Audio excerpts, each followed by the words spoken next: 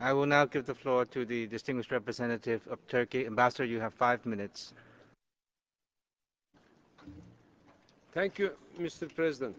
Mr. President, High Commissioner, distinguished members of the fact-finding mission, ladies and gentlemen. Delayed justice is no justice.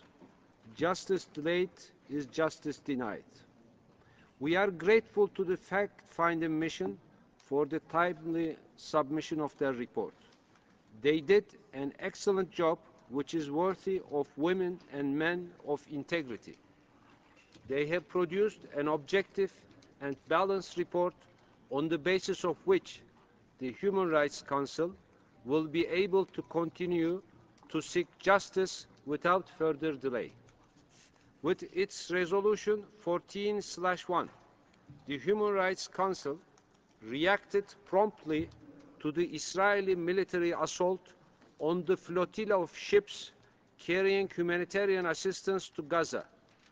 Thus, the Council made proof of its capacity to respond to urgent situations. The mission, by carrying out their task within the time limit foreseen in the resolution, has further increased the credibility of the Council in translating words into deeds. Victims of human rights violations have now more confidence in the Council as the UN body where they can address their call for justice. This is a credit to the Human Rights Council. On the other hand, this is yet another disgrace for Israel, unfortunately. The report puts the record straight.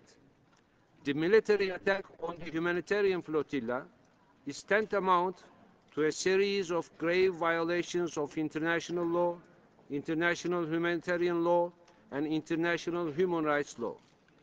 A cruel military operation was organized against innocent civilians outside Israeli jurisdiction. 9 persons were killed. A 10th one is still at a very critical stage. Several others were wounded, beaten, mistreated, harassed, humiliated.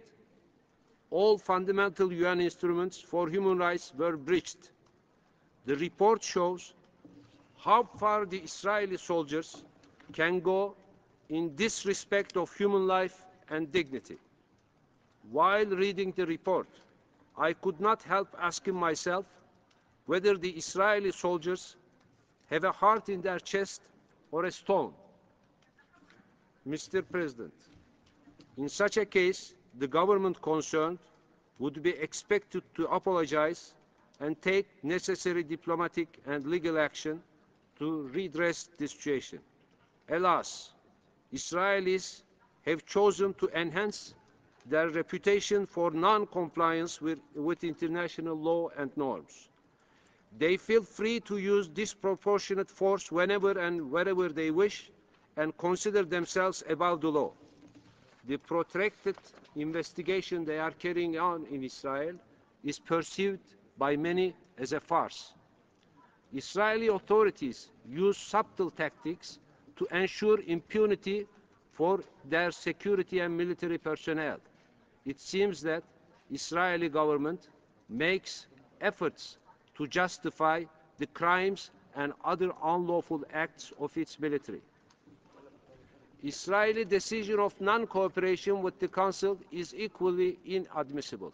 Imagine if every state which had an issue at the Council emulated Israel, how would and could operate the Council? Israel is openly trying to undermine the Human Rights Council. Mr. President, in the face of such a blatant case of violation of human rights, the Council is expected to show perseverance by acting on the report produced according to its own resolution. The report outlines in its conclusions what Israeli authorities should do to satisfy the right to remedy of all victims.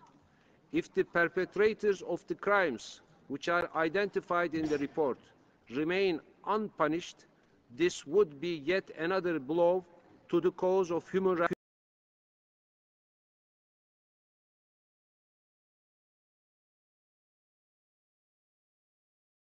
resolution, the Council should monitor the course of action to be taken by Israel. This is the expectation of the victims and their families. To this effect, we trust that all members of the Council will support the draft resolution tabled by the Organization of Islamic Conference. We are aware that Israel would, instead of the follow-up resolution, prefer a cover-up maneuver in order to push the issue gradually into oblivion. In this regard, we note with concern that the process initiated by the UN Secretary General between Turkey and Israel is being mispresented despite the clear distinction which is made in the report of the fact-finding mission. The New York process is a political one with a different context and background. In Geneva, the Council is dealing with human rights aspect of the issue by following the legal approach which underlines the report of the fact-finding mission. The existence of a different process in New York should not be misused to undermine the authority and the mandate of the Human Rights Council. After all, the flotilla issue is not a bilateral issue between Turkey and Israel. It is an issue of human rights between the international community and Israel, and the Human Rights Council is accountable to the victims. As stated in the report, I quote, "The attack on the flotilla must be viewed in the context of the ongoing problems between the Israeli government and the Palestinian Authority and people," end of quote.